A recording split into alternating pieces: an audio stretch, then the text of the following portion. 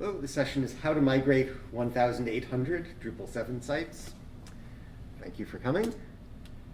I'm Benji Fisher. I'm Benji Fisher on Drupal.org, on GitHub and GitLab. I'm a member of the usability group for Drupal. We have weekly meetings where we do a lot of close analysis and an unfortunate amount of bike shedding. And we try to keep the user experience good for the admin UI in Drupal. I'm one of the maintainers of the migration system, or the migrate API, and I'm a member of the security team. And since December 2023, I've been working at Harvard Web Publishing. It's part of Harvard University. And this presentation is about a project we worked on. And I was sort of hired midstream in the project. If you want to follow along with the slides, this QR code, or just slides.benjifisher.info, just goes to that list of slide decks that we were looking at just before I turned on the recording. And an outline. We're doing the introduction right now. How did we get here? The plan, how to do it. A 2-week sprint with 100 sites. I'll zoom in on one step of that sprint, provisioning. I'll talk about how we iterated. An optional section, just in case we have extra time, I'll do a little bit of a deep dive into the database. And I'll wrap things up. Conclusion. So how did we get here? Why did we need to migrate 1,800 Drupal sites? There's this project called OpenScholar. It's, according to them, their tagline is, it's the easiest way to power all of your institution's research websites. It was built on Drupal 7. It used the media module for Drupal 7. Used a control panel, some virtual site, which does sort of the same thing as the domain module, and it had a bunch of custom modules. And for its time, it was a pretty good thing. And look at the timeline. It started out in 2009. Now, do you remember when Drupal 7 was released? Yeah. 2011, I think. So Drupal 6 came out around that time, right? Yeah. So this was started before Drupal 7 was released. Right. So it was sort of pushing the boundaries of what was possible. And part of the reason they didn't use the standard modules is that those standard modules hadn't been written yet because Drupal 7 hadn't been released. And it was started by Gary King at Harvard's Institute for Quantitative Social Science, which is a phrase I almost never utter. It's always IQSS. And I know that they had a project on Drupal.org starting in 2010. So that's at least when the project page was created. I didn't track when releases came out, if any. And several years later, in 2017, it became a private company. So I know that Princeton and I think a few other universities started using them, but it did start at Harvard before it became a private company. Last year when I looked at their website, it seemed that they had a Drupal 10 version of their offering with hosting and support, so it became a service as a platform. And there's a link there to their website if you're curious about them, theopenscholar.com.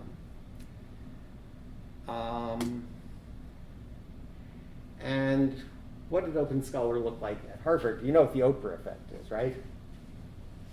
Like, you get a car, and you get a car, and you get a car. So at Harvard it was, you get a website, you get a website, you get a website. So anyone who wanted a website and had a university ID could get one just by filling out a form. Boom, you've got a website. There was no governance. Like, we didn't follow up. We didn't ask them to keep things current. We didn't ask them to check in or anything. No governance. And it turns out that if you give away sites for free and never check in on people, over the course of 10, 15 years, you end up with a lot of sites that nobody actually wants. So by the time we started thinking about, and I say we, this was before I was actually on the project, but by the time Harvard started thinking about getting off of Drupal 7 because end of life was approaching, they had 12,000 sites. Probably 90% or more were tiny sites. You know, a graduate student has one page for the courses they're teaching or TAing, one page listing their publications, and maybe a third page with some photos or something. So most of them were tiny. But of the 10%, a few were actually important high-traffic sites that mattered. So the Harvard University Police Department, HUPD, has an Open Scholar site. The HR department, sort of the informational site that's restricted to employees, and the fully public site are two separate Open Scholar sites. And then for actually administering benefits and stuff, there's you know, some other system. It's PeopleSoft or something. But these are sites with a lot of information that get a lot of hits. So a lot of sites, a few of which are really complicated. So as I said, Drupal 7 was approaching end of life. I started working at Harvard in December of 2023. End of life was coming in January of 2025. And when I started, they had not yet migrated a single site off of Drupal 7. So what was the plan? First, a big decision before my time, Open Scholar or not Open Scholar. Do we stay with the company that they now have this updated offering? I guess at that point it was Drupal 9. Or do we totally move off of their platform?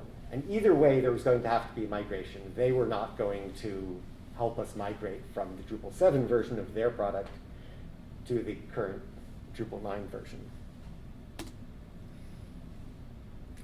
So what's the plan? You have a bunch of phases. Phase 1, you build a platform on Drupal 10, you iterate, you refine, figure out what features you need, you build a design system focusing on usability and accessibility, you worry about the editorial experience.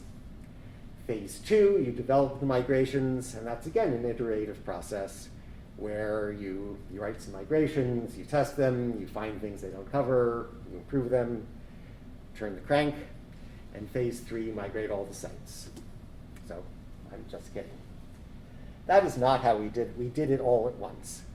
So we were building the platform, or perhaps it would be more accurate to say that our agency partner was building the platform.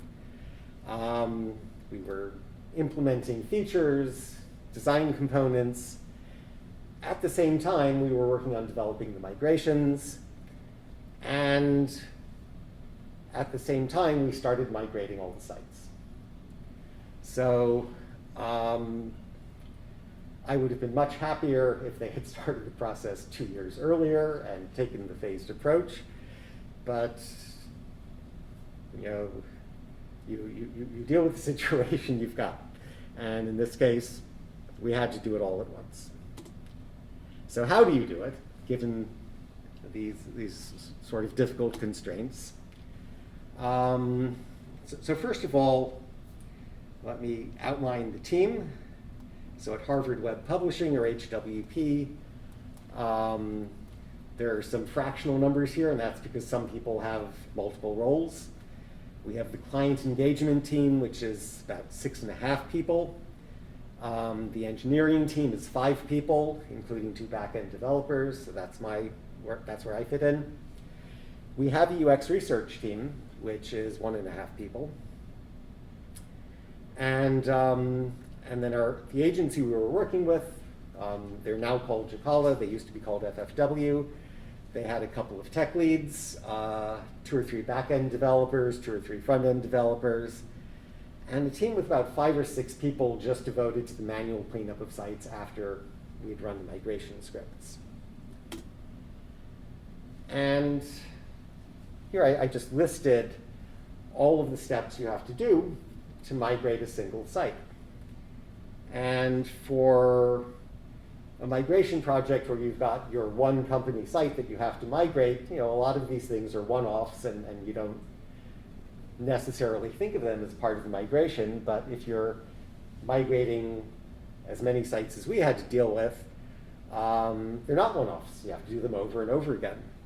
So you have to set up DNS because most, but not all, of the sites on OpenScholar were some standard domain / Professor X. Yes, that was next. That was a comic book reference. But the new structure, everyone would have their own individual URL. So you'd have to have Professor X harvardsites.harvard.edu or something. So we have to set up DNS, and we're routing all of our DNS through Akamai. We have to set up Akamai.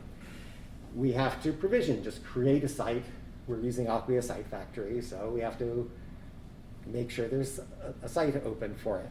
We have to integrate with our single sign-on. We have to set up search. So we're using Solr, we need to create a Solr index for the site. We have to set up analytics. We're using Google Tag Manager and Google Analytics. We have to set a theme variation. We have one theme that all of our sites use, but it has a few options, and you have to say this site is for the School of Dentistry, so it's going to have this set of options, and this other school is for the Divinity School, and it has a different set of options. So you have to set all of those. You have to create a tracking issue in Jira. You have to actually do the migration. We had a strategy that I called down, across, and up. So we have a site in the cloud, and we copy down the database to a developer's local environment, which is pretty similar, except for some technical things, to just creating the site locally on the developer's machine. And then the across part is the migration, running the migration scripts. And then up, you have to push it back up to the cloud. Then there's the cleanup, because if some things need a person's attention, then you have to hand it off to the client, let them review it, and finally you have to launch it. So that's how you migrate one site. It's a lot of steps. And how do you migrate 1,800 sites? Well, you do it one at a time. Again, I'm just kidding.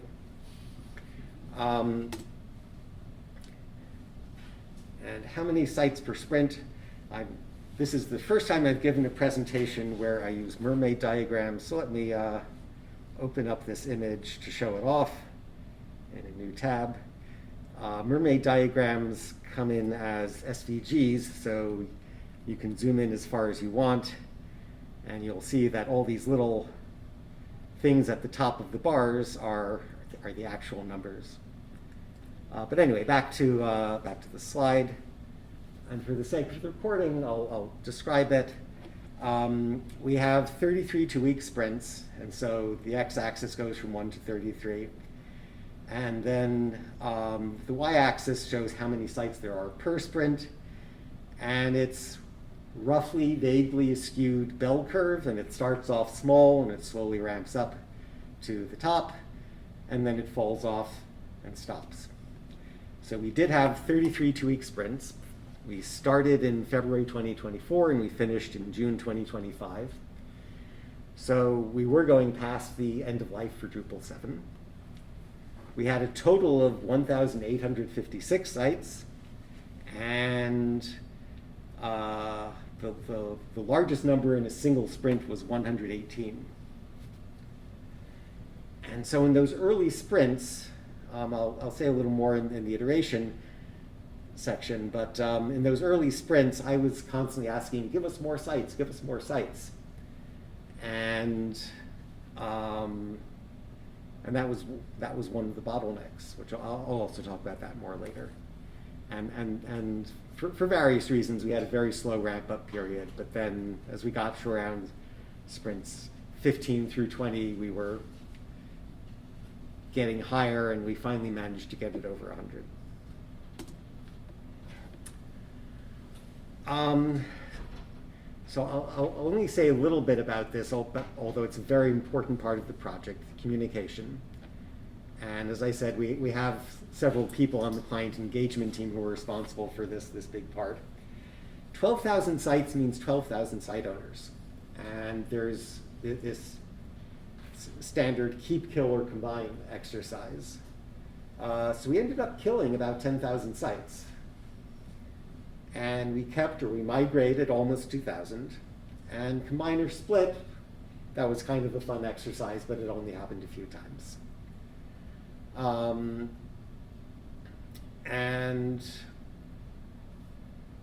As they went through this process and contacted the site owners and figured out which were the tiny sites that no one actually cared about, the number of kill sites kept going up and up and up.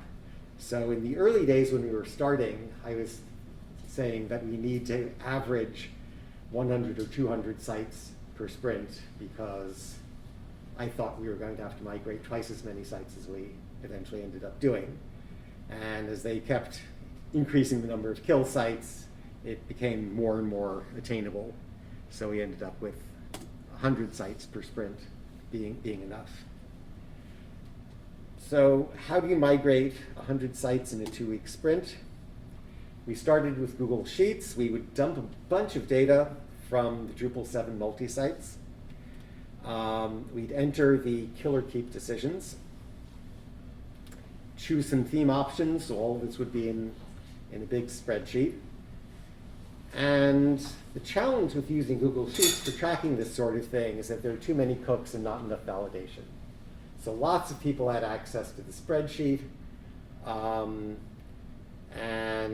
it's sort of hard to make sure that the data are consistent.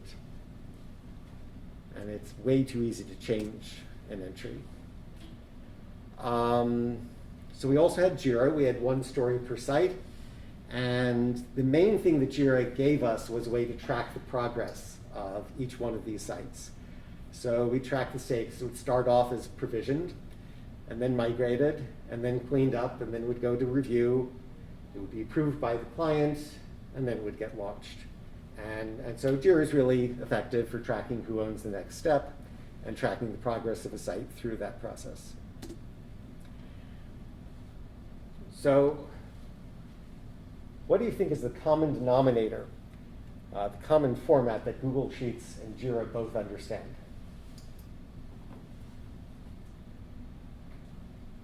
Data import and export? No? CSV. Yes, CSV. So you can import into or export from Google Sheets and Jira using CSV files, just plain text spreadsheet files. One of the nice things about a CSV file, since it is plain text, is that you can save it and track it in Git.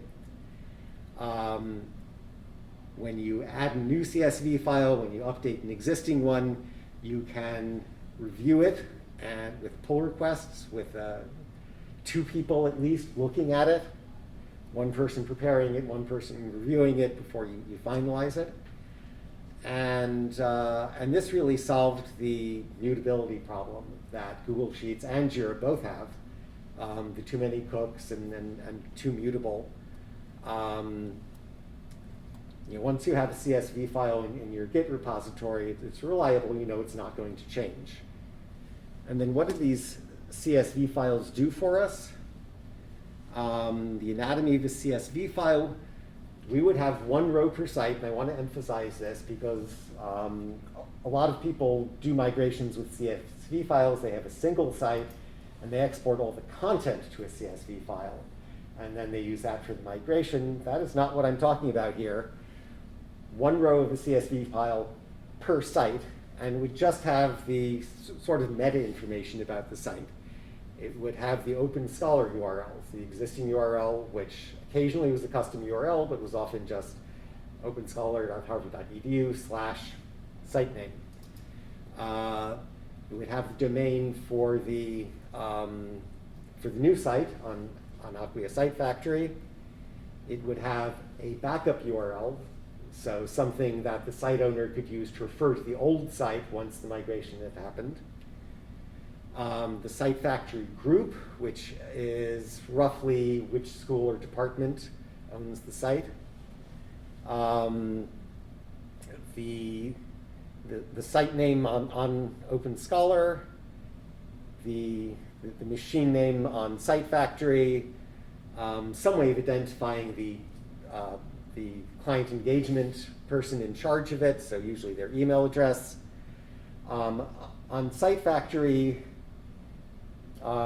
we have several different, they call them stacks, different, basically separate hardware. We have about 6 running at the moment, so we'd have to keep track of which stack each site was going to go on. And then a theme recipe, as I said, we have a single theme, but it has a bunch of options. And that's actually not everything we had, but those are some of the important pieces of information that we had in this CSV file. And then we had a bunch of scripts. We'd have a bunch of scripts just to prepare for a sprint. We validate, and that's really the great thing about having text CSV files.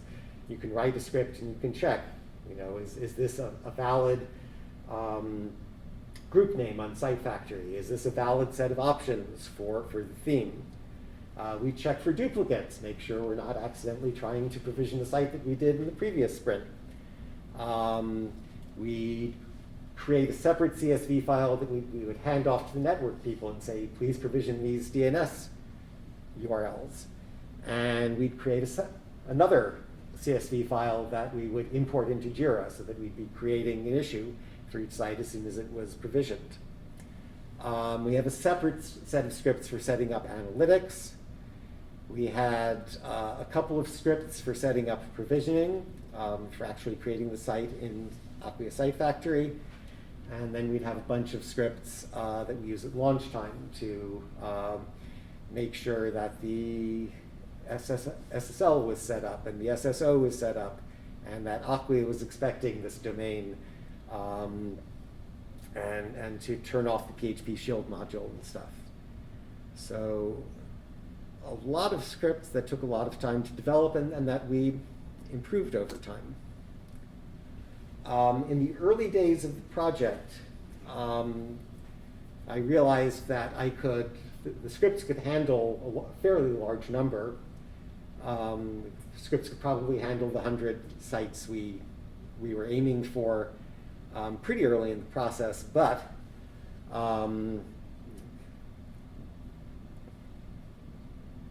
there was a problem with launching.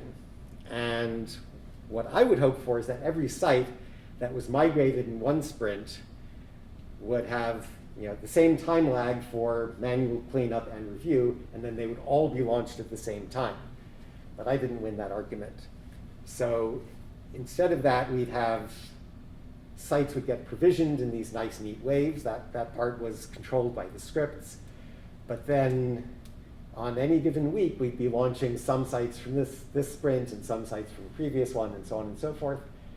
And as we were going along, we were adding columns to these spreadsheets, and so they weren't consistent. And one of the things I had to do was prepare a CSV file just for the launch.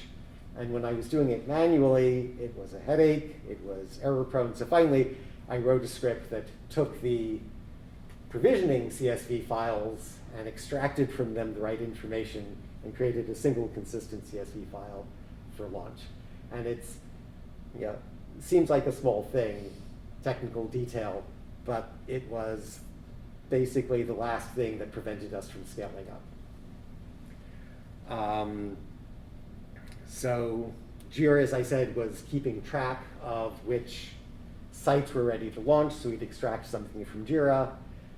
From that, we'd extract a list of machine names, and then we'd use a script to extract data from the provisioning files and create a new one with one row for each site, just for the launch. So let me focus in on one of the steps, provisioning. Remember, there were a bunch of other things like setting up Solar, setting up SSO. Sorry, I forgot to turn off my alarms. I never get to a meeting on time unless I have a 5-minute warning. So let me focus just on one of the steps. What happens when you're provisioning a site? If you're provisioning one site, this is a screenshot of a form from the Acquia dashboard. You fill in the site URL, so you have to put in a machine name. You have to choose from a list of available stacks. And that's fine if you're creating one site or 3 sites or 5 sites maybe. You know, if you get to about 10 sites, it gets a little annoying.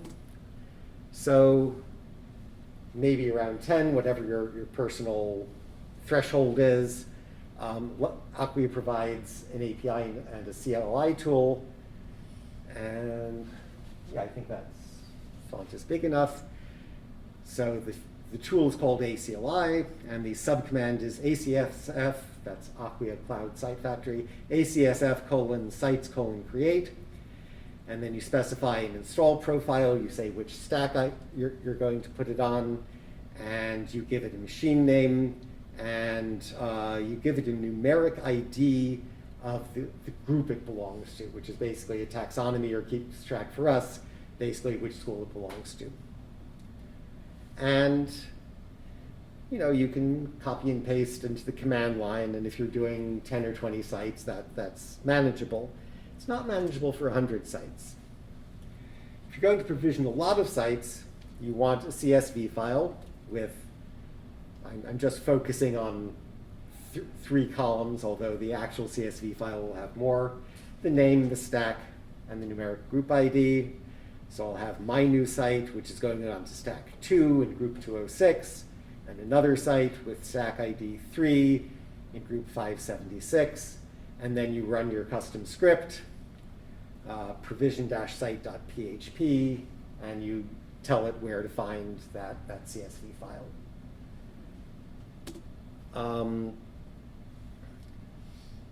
And I want to talk a bit about the advantages of automation, why we're using scripts and CSV files, and what people typically think of as the important reason for using automation, and it is important, is efficiency. So one script does all the provisioning. It handles as many sites as you need to at once. You can do 100 at a time. And it does more than just the provisioning, which I was focusing on for the example. It also does a bunch of the other steps. So efficiency is really important.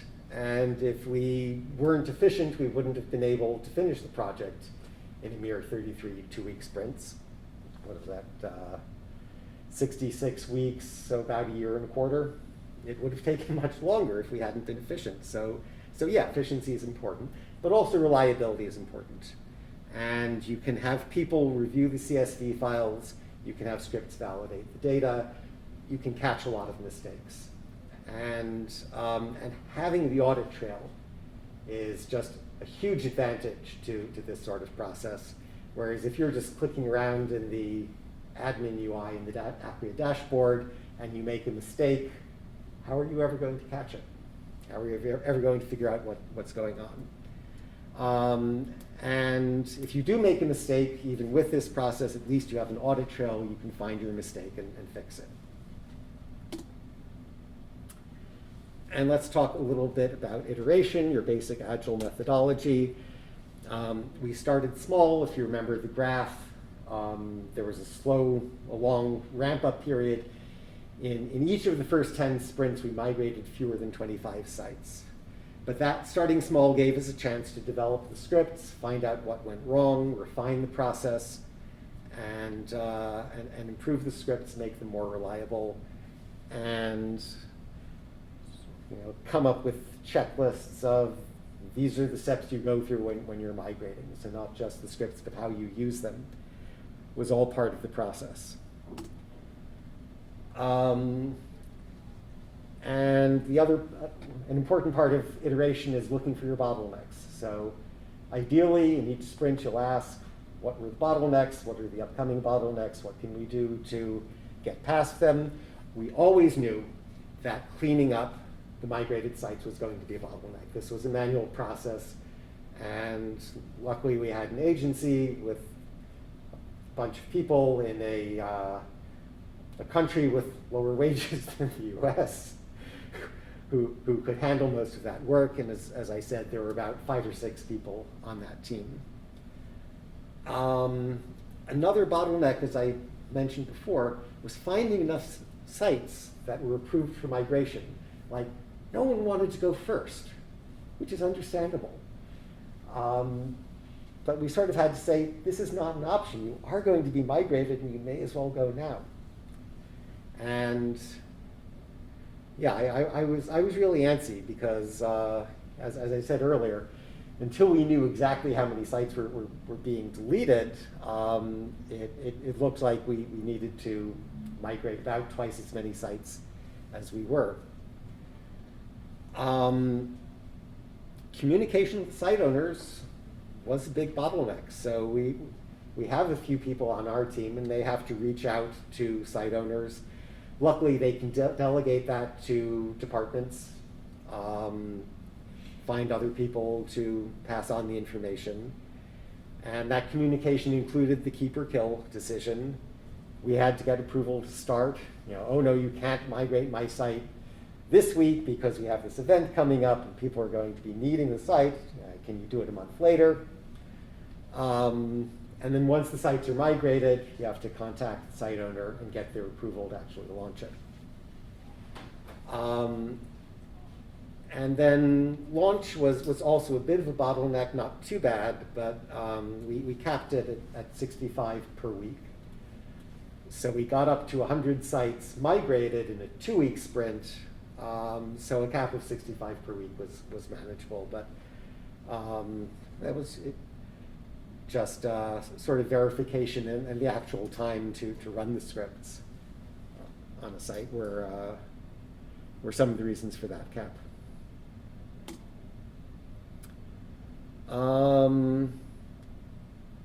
So it is 10:30, so I think I will skip past this. I'm happy to come back to a little technical deep dive if people are curious in the Q&A session, but for now I'll skip it.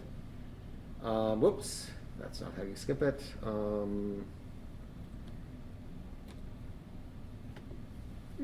Why is... Okay, so I'll go to the wrap-up.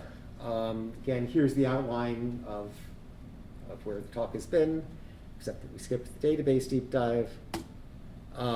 Please provide your feedback, mid.camp/50. Contribution day is tomorrow from 10 to 4. You don't have to know code to give back. And from 9 to 10, we'll have a new contributor training. So if you've always wanted to give back to Drupal but don't know how, we'll give you some advice on how to do that. Some references. The first link is to my table of contents, which is not that one, but this one. Harvard Web Publishing, the group I work with, is hwp.harvard.edu. We have a page about what we call the Open Scholar transition, what I refer to as the migration out of Open Scholar, on our website at the page Open Scholar-transition. And if you're curious about the current version, living version of Open Scholar, that's at theopenscholar.com. And questions? Rich? So for the content model, how does Open Scholar lock that down pretty much, where sites were pretty similar in terms of the content model, or was there a lot of flexibility to where you had to deal with a lot of different content types and other things as part of the migration? So for the sake of the recording, the question is about the content model on the Open Scholar site, the Drupal 7 distribution we were starting with. So content types were locked down. And this is sort of frustrating for me. Like, I'm used to building Drupal sites. I want to go into the admin UI and add a field to a content type. And that sort of thing just isn't allowed. Wasn't allowed in Open Scholar, isn't allowed in the new platform. They had something a lot like modern Drupal blocks. They called them widgets. implemented in Drupal 7, and there was a fairly large variety of these widgets. So you could just have a text block, or you could have something pulling in an embed from some outside source. You could have lists of things, a wide variety of blocks, or widgets as they called them. And there were some layout options. So does that answer the question? Yeah, that's helpful. So Okay. from a migration perspective, it made things quite a bit easier, but you didn't have that flexibility and continue to not have that flexibility on the new platform of going in and adding fields and everything like you said. Right. So both old and new systems, we don't give our site owners as much flexibility as someone managing a single site. And yes, it certainly made it the migration possible that they all had the same structure. We had 3 different installations, 3 different multi-sites, but basically it's like having one multi-site. And that enforced a lot of consistency. Like, we were not doing 1,800 snowflake sites, each of which has a different structure. We were doing 1,800 sites which all had the same code base, and were all using the same database, well, 3 databases. So that certainly made it a more feasible project.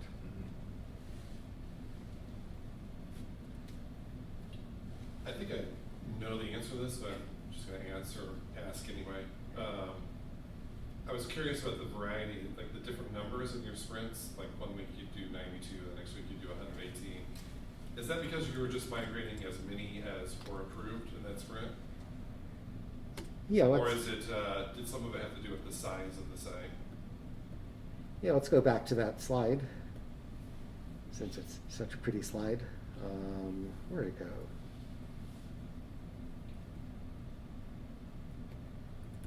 Unfortunately, the down arrow key on this old laptop is broken. There we go. Yeah, so why was the number so variable? So there were a few good reasons, like we wanted to start off small and find our mistakes and improve our scripts and ramp up. But the other thing limiting us was getting approval. As I said earlier, no one wanted to go first. And just as the engineering team, including me, were ramping up our process and trying to handle that capacity, the client engagement team was also ramping up, figuring out how to improve their capacity and get 100 sites that would be available for a sprint. So yeah, for about the first 10 sprints, and that's 20 weeks, that's close to half a year, the main bottleneck was finding sites approved to be migrated, to get into the funnel. Rich? How often did you run into issues where you basically encountered a site that created a problem to where you either had to delay it and figure out something with your scripts? Was that coming up very frequently? Once you got into the process, maybe after sprint 4 or 5 or something like that, or I guess how often did you get hung up on technical difficulties over the sprints? Yeah, so the question is, how often did we get hung up on technical difficulties? And this gets back to what I was talking about, how we didn't have the luxury of a phased approach where we could develop all the migrations and get them to a nice state and then start turning the crank. Since we were still developing migrations, if there was something we were working on that wasn't ready yet for the migration, that would limit the number of sites that were eligible for migration. So some sites couldn't go into one of the early sprints because they had hundreds of pages that wouldn't be migrated, that would be migrated if we finished that part of the task. So that was pretty constant, and part of that complicated the scheduling problem. There were just a handful of sites that were so incredibly big and complex that we didn't want to do more than one of them per sprint, and maybe not only one of them every other sprint. And on the one hand, since we're still developing the sprints as we're going, anything large and complicated and important we want to push later in the process so that the scripts will be ready for it. On the other hand, if you push all of those sites to the end, then you're scrambling at the end and you don't have the manual capacity. You don't have the capacity for the manual cleanup. So we had to find a balance there between pushing these large important sites later, but not all at the end. So yeah, it was a complicated scheduling process. I have another one. I don't want to dominate, but I have a very open-ended question. Go ahead. Again, really ambiguous question. What do you think of the migrate module? Do you like it? Did you have problems with it? So what do I think of the migrate module? Well, I've been one of the maintainers of it for about 6 years now. It's the bee's knees. It is just incredible at what it does. From the version in Drupal 7 and even Drupal 6 as a contrib module, it's been designed to be reliable and scalable, and it does that really well. The modern version, the part that I'm maintaining, does a lot of things well. If you need to keep track of where it came from and where it is now, so typically that's like a node ID on the old site and a node ID on the new site, but it can be more complicated than that. If you need to keep track of that, then the migrate API is the way to do it.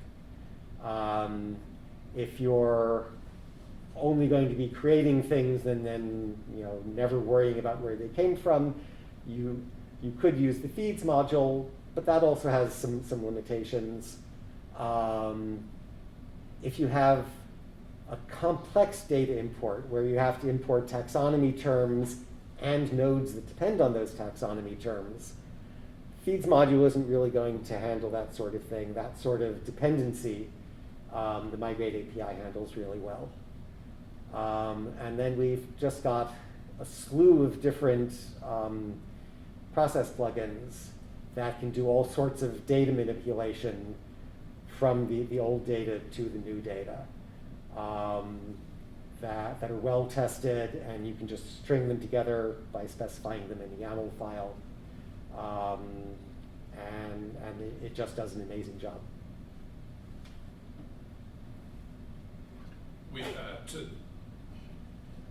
The question I think you're wanting to ask me from the look is, why am I asking it? We did a migration of our website, which is fairly large, but it was just one website, about 5, maybe 6 years ago. And we started using the migrate module, and again, it's like halfway there. But we ended up just switching to Python and just writing migration scripts using Python to just extract the data from the database, move it over to basically the new database.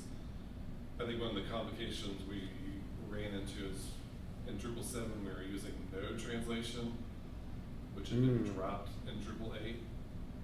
So there was an extra layer of